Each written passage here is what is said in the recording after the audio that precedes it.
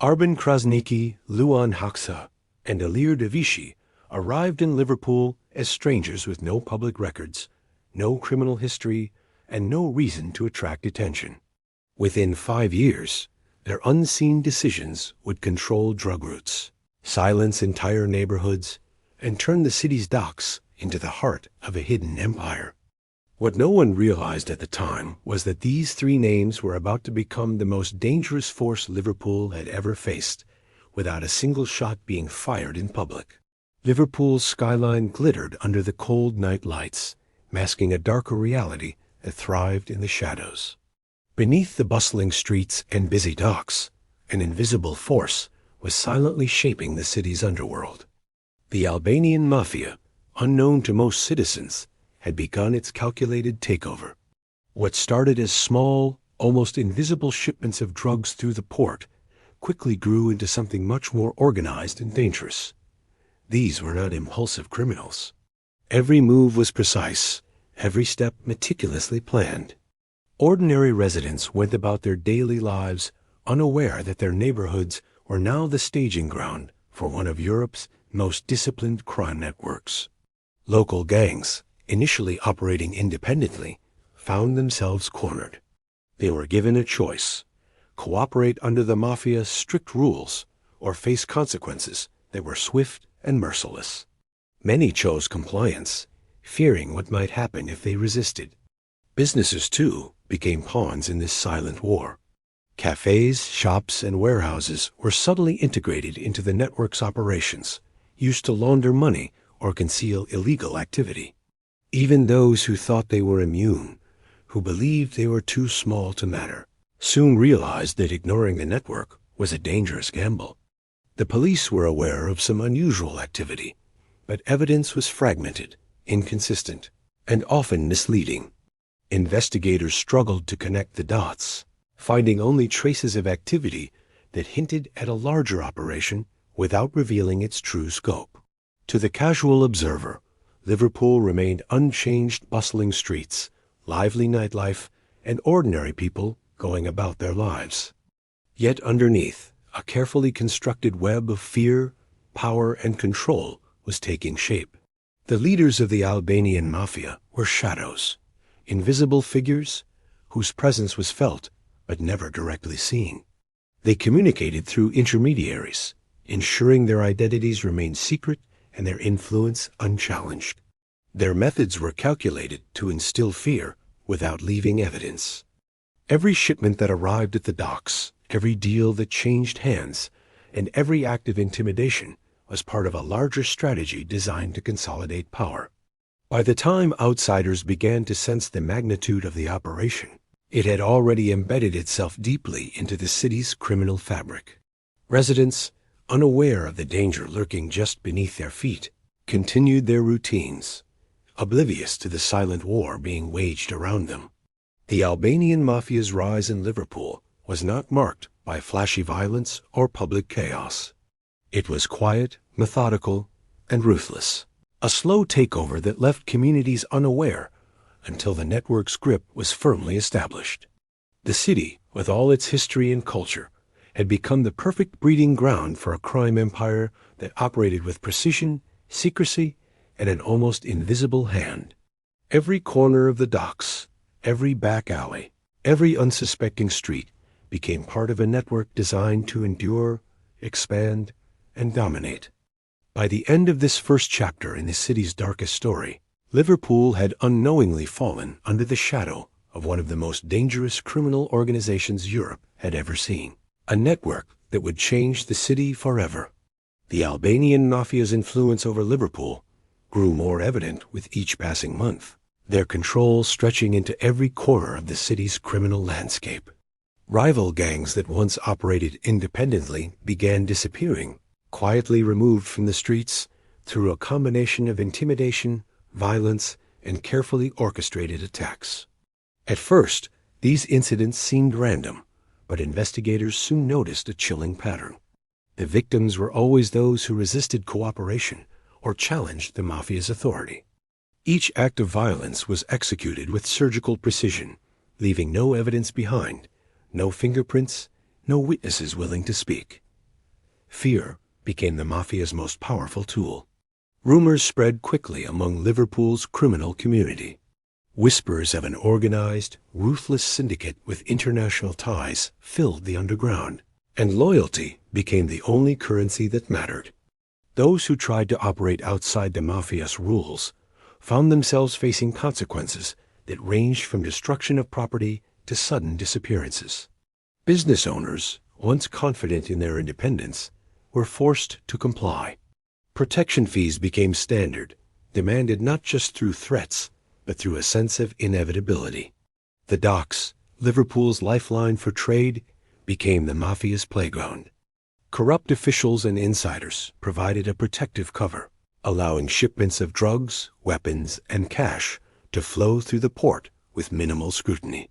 The network operated like a silent shadow, invisible to the public, but omnipresent to those involved.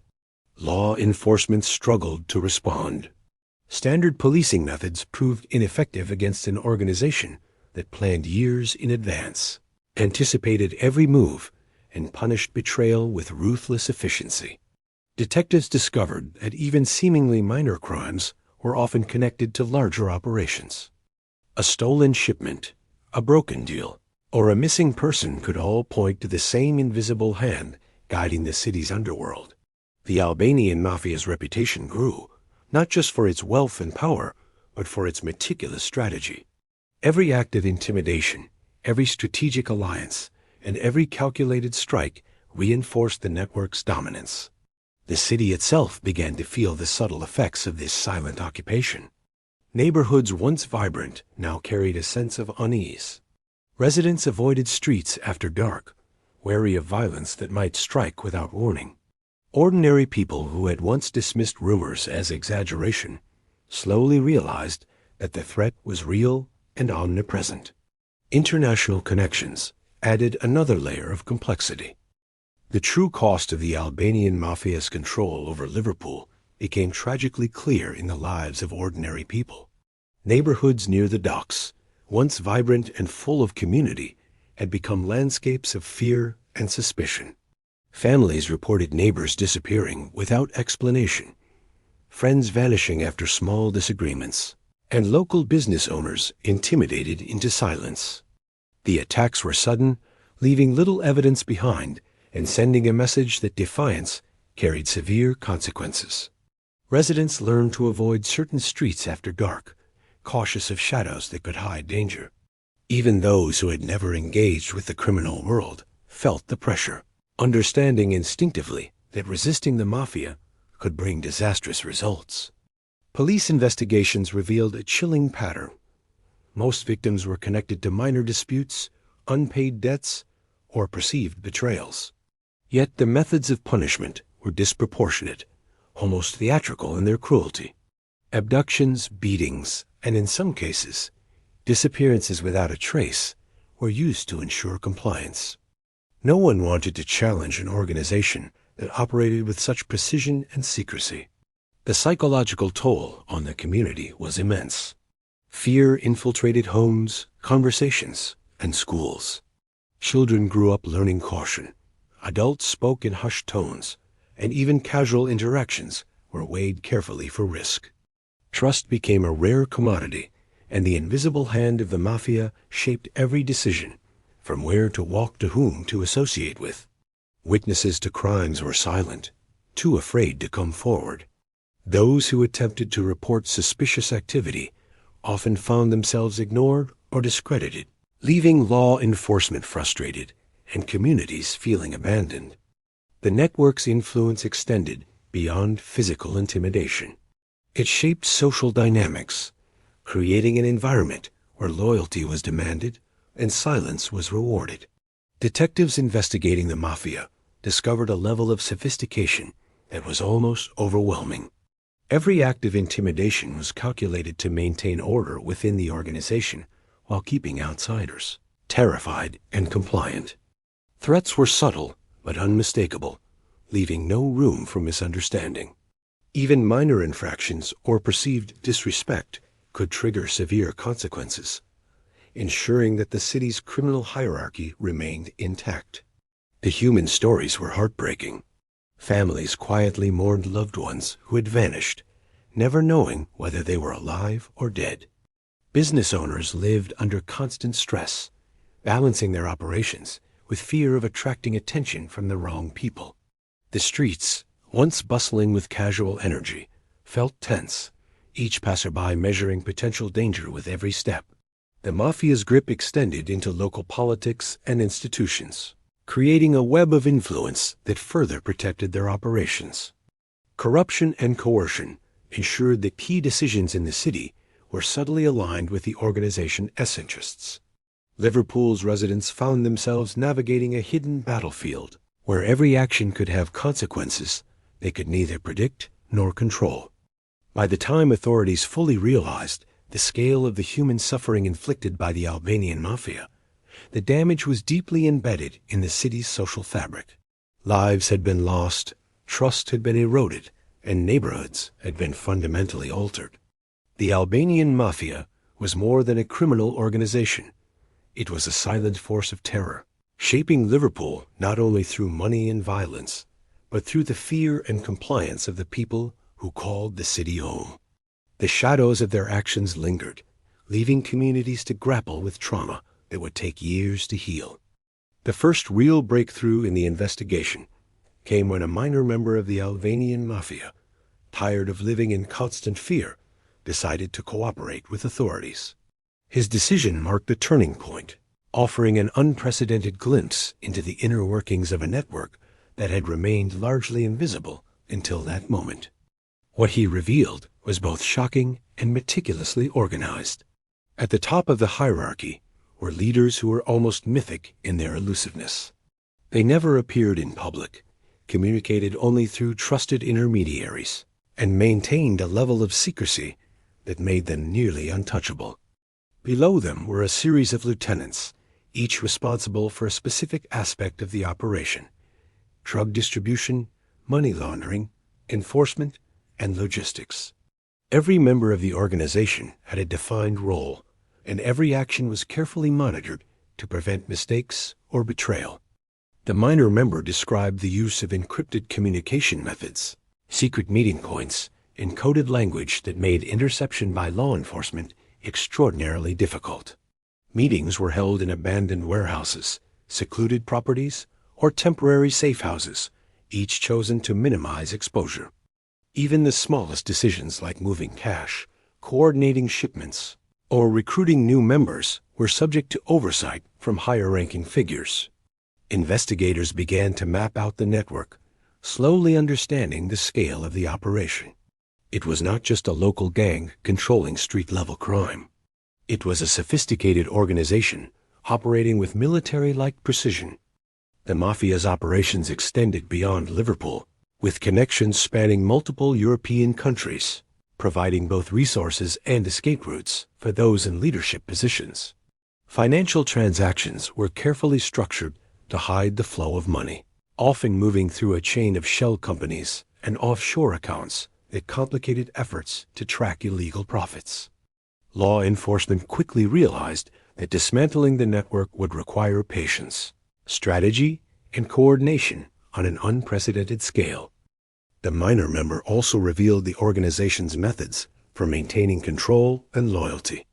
Rewards were given for compliance and exceptional performance, while punishments for perceived disloyalty were severe and often permanent. This created an atmosphere where members operated with both fear and respect, ensuring obedience and preventing internal rebellion. Investigators could see how the Mafia had been able to operate unnoticed for so long.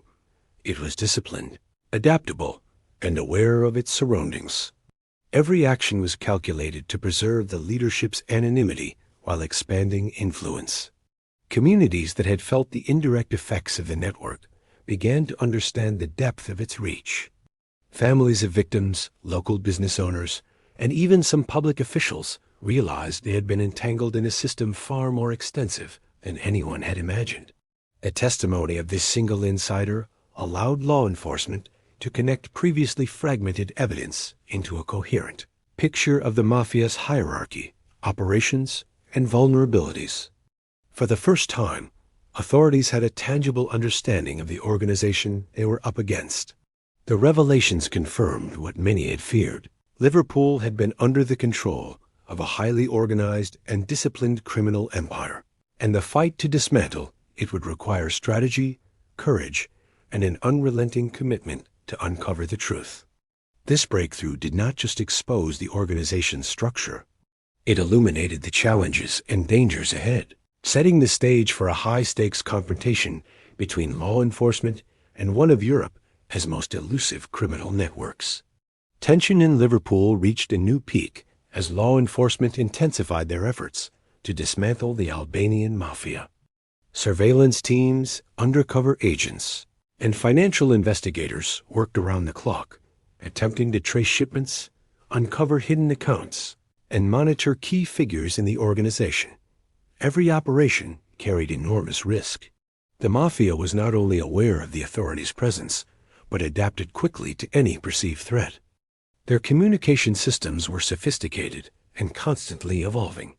Encrypted messages, burner phones, and clandestine meetings ensured that even the most persistent investigators struggled to stay ahead.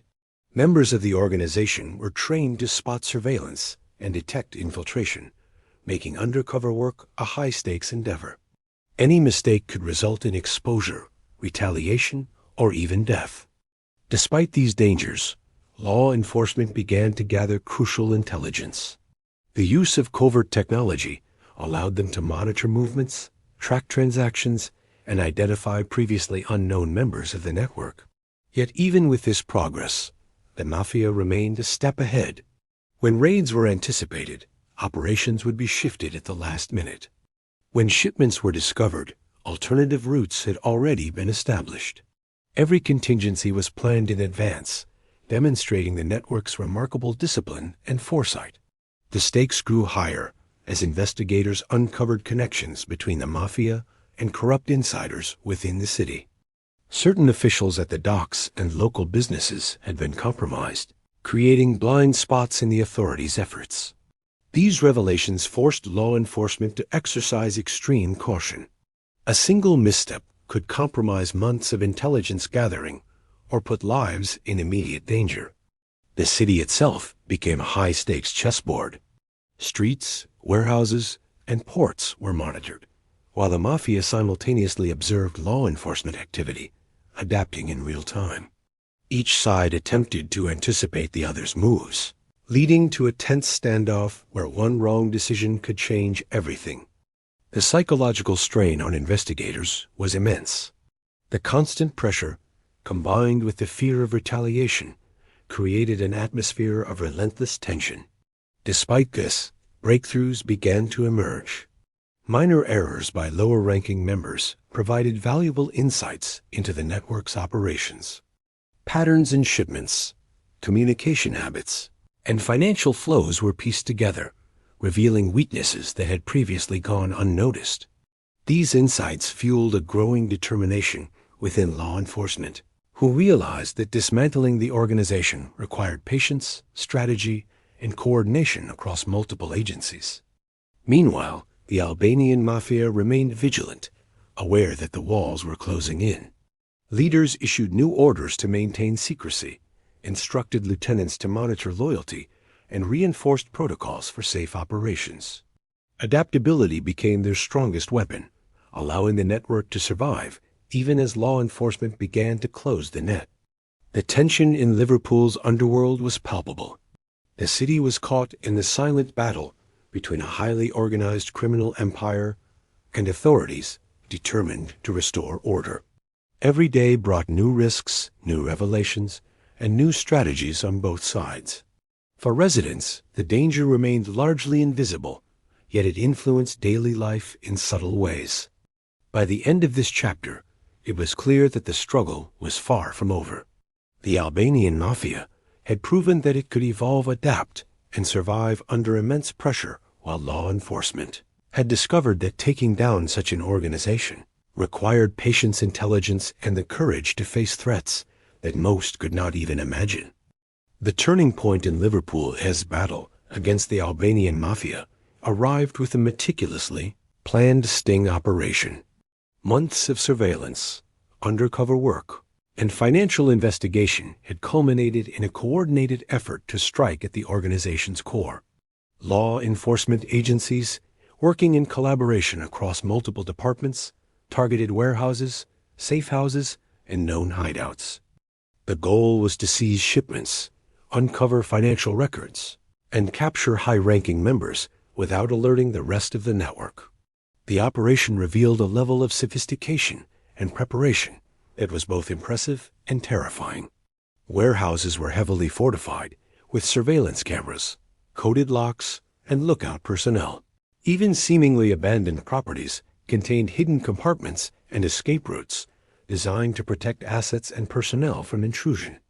Officers moved with extreme caution, aware that a single mistake could trigger violent retaliation. As raids were executed, the scope of the Mafia's operations became increasingly apparent. Stockpiles of drugs, firearms, and cash were discovered, along with documents detailing financial transactions, shipment routes, and coded communications. These records provided investigators with crucial insight into how deeply the network had infiltrated Liverpool's streets and businesses. The arrests sent shockwaves through the criminal underworld. Mid-level lieutenants were taken into custody, their absence creating immediate instability within the organization. Members who had once felt untouchable now confronted the reality that law enforcement had penetrated their operations. The psychological impact of the raids was as significant as the physical seizure of assets. Yet even amid the success, it became clear that the top leaders had anticipated the possibility of such an operation. Key figures had already vanished, leaving behind empty chairs at the helm of the organization. Their disappearance demonstrated the Mafia's ability to adapt and evade capture, even when faced with overwhelming pressure. For law enforcement, the sting was both a victory and a lesson. It showcased the effectiveness of intelligence-driven operations, yet highlighted the resilience of a criminal network that could recover and reorganize when leaders escaped. The streets of Liverpool briefly felt a sense of relief as the immediate threat from visible Mafia members diminished. Communities that had lived under fear began to notice the absence of some key enforcers, and small businesses cautiously returned to normal operations. However, the shadow of the organization remained. Investigators knew that the arrests were only the beginning of a longer, more complex battle to dismantle the Mafia entirely. Even as evidence was processed and court cases prepared, the organization's infrastructure remained largely intact, ready to adapt, recruit, and continue operations once the immediate pressure subsided. The sting operation marked a critical chapter in Liverpool's fight against organized crime. It revealed the network's scale, sophistication, and influence, while also demonstrating vulnerabilities that could be exploited in future actions. The balance of power had shifted, if only slightly, but the city's underworld remained a dangerous and unpredictable environment. The Albanian Mafia had been partially exposed, and their control weakened. Yet the operation underscored one stark truth. Even when law enforcement strikes decisively, a criminal empire built on secrecy, discipline, and adaptability is never easily destroyed. Liverpool's battle against this network was far from over, but the sting operation had provided a glimpse of hope, proving that meticulous planning, courage, and intelligence could challenge even the most entrenched criminal organizations. Liverpool slowly began to surface from the grip of fear that had defined its underworld for years. After the major arrests and seizures, the city felt quieter, almost cautious, as if unsure whether the danger had truly passed or was simply waiting to return. The Albanian Mafia had been wounded, but not erased. Its influence still lingered in subtle ways, hidden within businesses, financial systems, and personal loyalties that had been built over time. Law enforcement remained on high alert, aware that criminal networks rarely disappear completely. Instead, they change shape, adapt, and wait for opportunities to rebuild. For residents, life gradually returned to a sense of normalcy, though the memory of what had happened remained deeply etched into the community. People spoke more openly about the fear they had lived with, the disappearances that had gone unexplained, and the silence that had protected criminals for so long. The psychological scars were undeniable. Families who had lost loved ones still searched for closure, and neighborhoods once controlled by intimidation worked to rebuild trust and safety. Businesses that had operated under pressure now faced the challenge of disentangling themselves from past connections, fearful that any remaining ties could bring consequences. Authorities took hard lessons from the case. They recognized how a disciplined international criminal organization could infiltrate a major city without drawing attention. Traditional policing methods had proven insufficient against a network that relied on secrecy, financial sophistication, and loyalty enforced through fear. New strategies were implemented, focusing on financial intelligence, international cooperation, and long-term surveillance. The case reshaped how organized crime was understood and fought in the region. Despite these efforts, uncertainty remained. Some of the Mafia's top leaders were never found, their absence fueling speculation about whether they had escaped to rebuild elsewhere. Rumors persisted of hidden assets and sleeper cells waiting quietly in the background. The idea that the network could return, stronger and more cautious, continued to haunt both authorities and residents. Liverpool's experience became a warning, not just for the city, but for others across Europe. It showed how organized crime thrives in silence, exploiting trust, fear, and opportunity. The exposure of the Albanian Mafia did not bring a dramatic end, but rather a sobering realization of how fragile safety can be when criminal power operates unseen. Communities learned the importance of vigilance, cooperation, and refusing to look away from uncomfortable truths. The city moved forward, wiser and more aware, determined not to allow such a network to regain control. Yet, the shadow of the past remained a reminder that organized crime leaves lasting marks long after the headlines fade. Liverpool's story did not end with complete victory or defeat. It ended with awareness, resilience, and the understanding that the fight against hidden power is ongoing. The Albanian Mafia's grip had loosened, but its legacy served as a chilling lesson in how quietly danger can grow and how much effort it takes to bring it into the light.